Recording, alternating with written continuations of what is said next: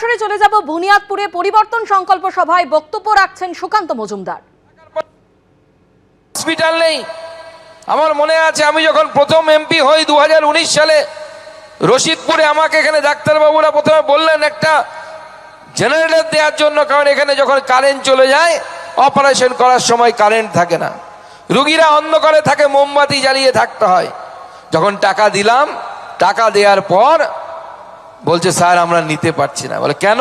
বলে তৃণমূল কংগ্রেস থেকে চাপ আসছে যে আপনার দেয়া জেনারেটর নেওয়া যাবে না।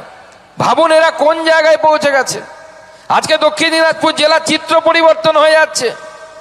যখন তৃণমূল কংগ্রেসের সাংসদ ছিল, তার আগে আরএসপির সাংসদ ছিল, টিং টিং করে একটা গোল্ড লিঙ্ক এক্সপ্রেস চলতো।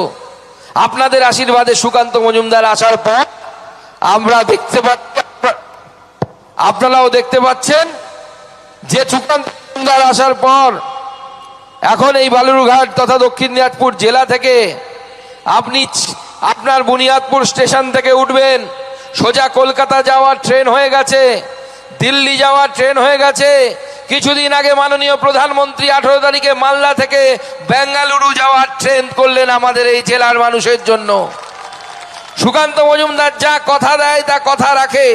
ভোটের আগে বলেছিলাম দিল্লির ট্রেন করব, দিল্লির ট্রেন করেছি। এবার বিধানসভা ভোটের আগে বলেছিলাম যে আপনাদের বেঙ্গালুরুর ট্রেন করব, লোকসভা ভোটের আগে বলেছিলাম বেঙ্গালুরুর ট্রেন লোকসভা ভোটের পর আর বিধানসভা ভোটের আগে করে দিয়েছি।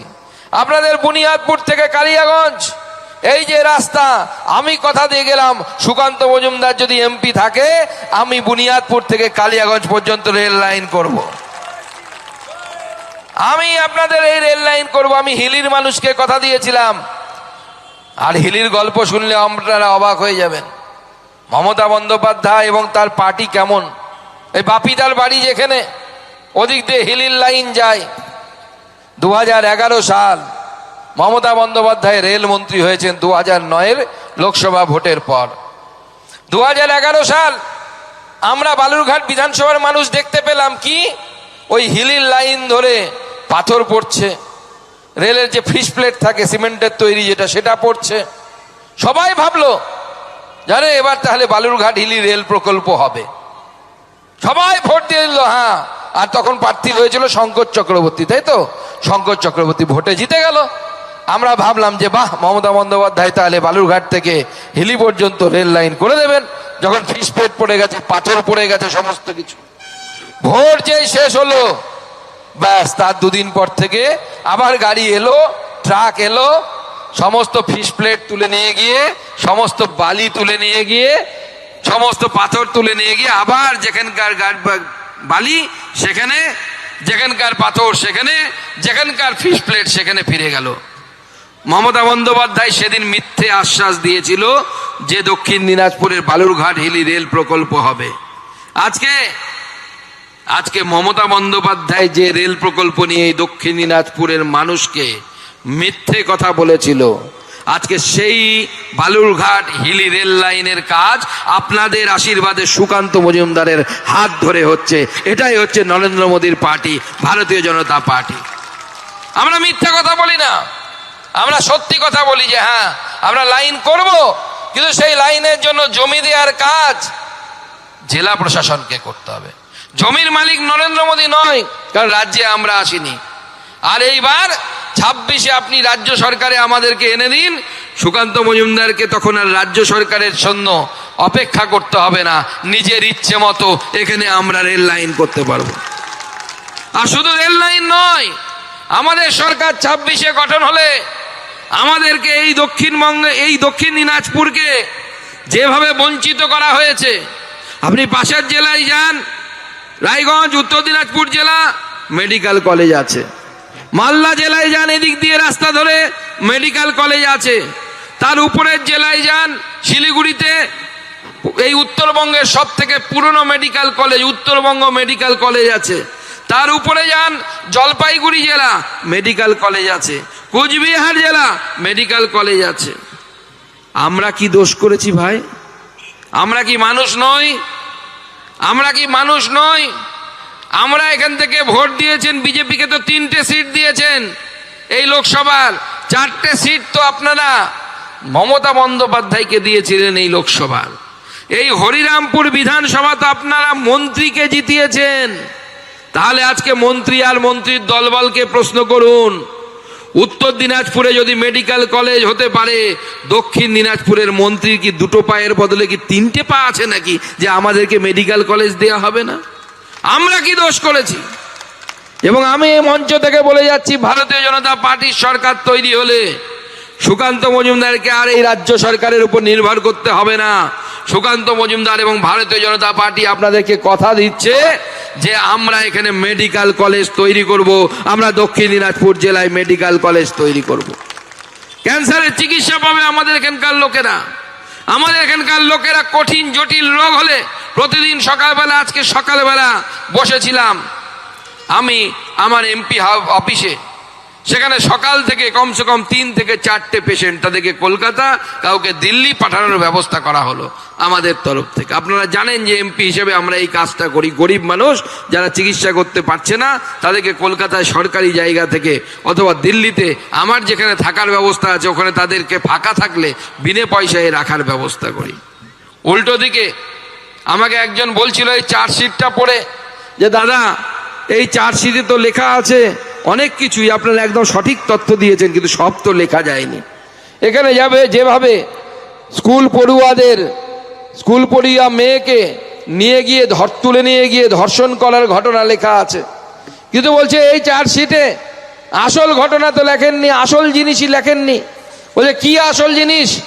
বলছে আসল জিনিস হচ্ছে এটা যে আজকে সকালে বেলায় সে আপনার সাথে দেখলাম যে আপনি সকালে বেলায় পৌঁছেই শুরু করে দিয়েছেন জনগণের সাথে দেখা করা।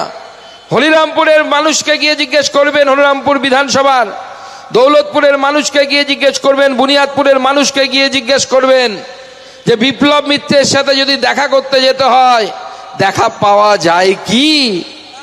সকালবেলা গেলে প্রথমেই গিয়ে দেখবেন দাদা বা জমিদার রাজা আমাদের, তার ঘরের সামনে ভাইরা সব ক্যারাম খেলছে, ক্যারাম পেটাচ্ছে।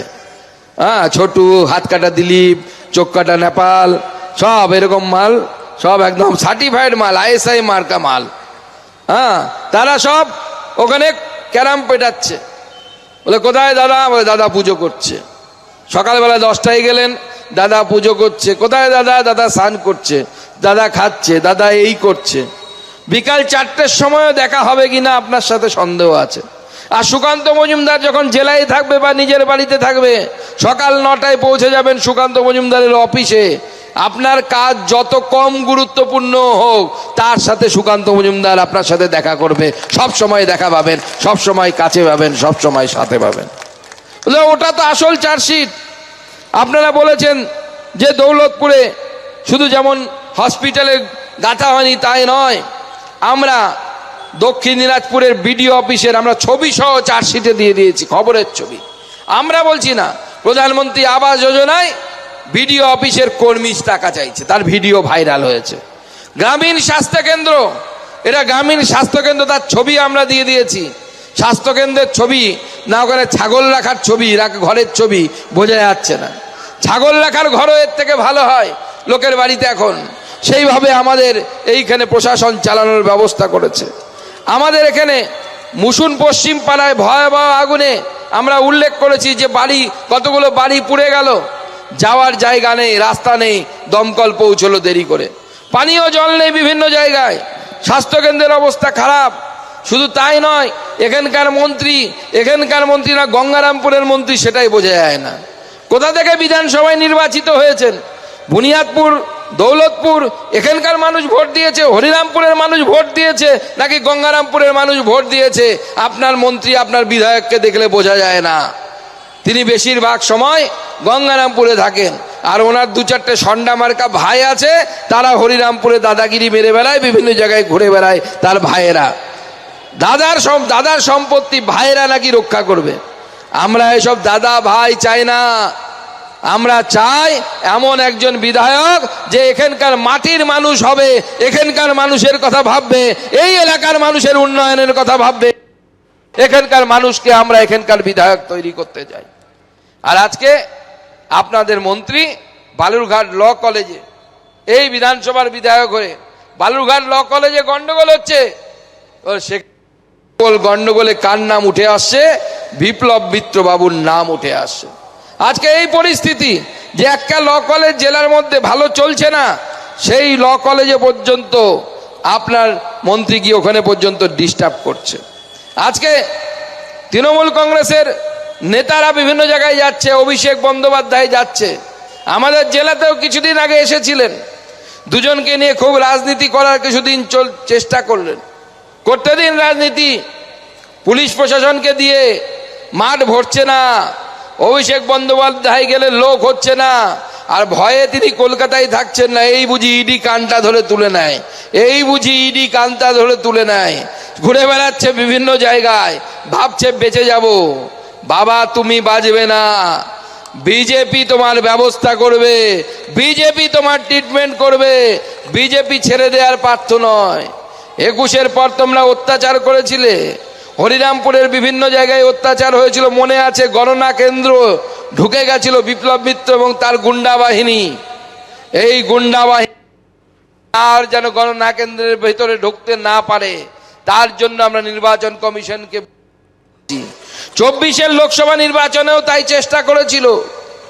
আমি দেখি বিপ্লব মিত্রের ভাই, গণনা চলছে তখন রাত্রি 12টা পার হয়ে গেছে, বুঝে গেছে আর জেতার উপায় নেই।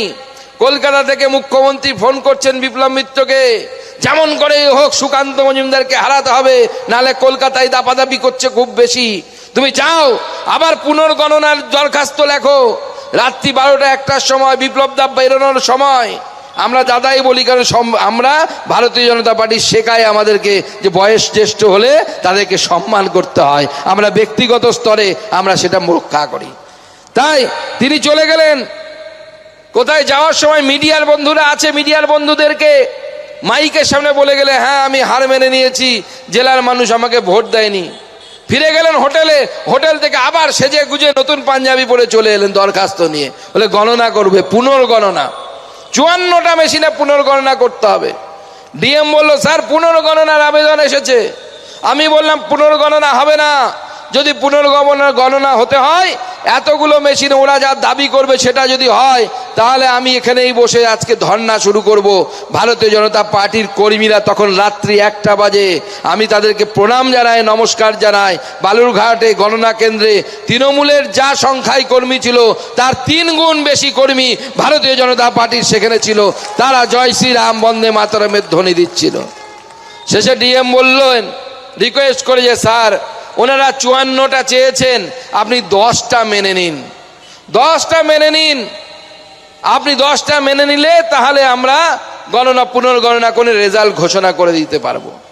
আমি দেখলাম রেজাল্ট ঘোষণা করে সার্টিফিকেটটা নেওয়া সবার আগে জরুরি, কারণ ওই সার্টিফিকেটটা নেওয়া হলে ওই সার্টিফিকেটটা বিপ্লব মিত্র কোম্পানি আর মমতা বন্দ্যোপাধ্যায় কোম্পানির গালে সাপাটে চড় হবে, দুটো বড় বড় চড় হবে। 10টা মেশিনের পুনর্গণনা হলো, দাদার ভাইরা খুব হুজ্জুতি করার চেষ্টা করলো।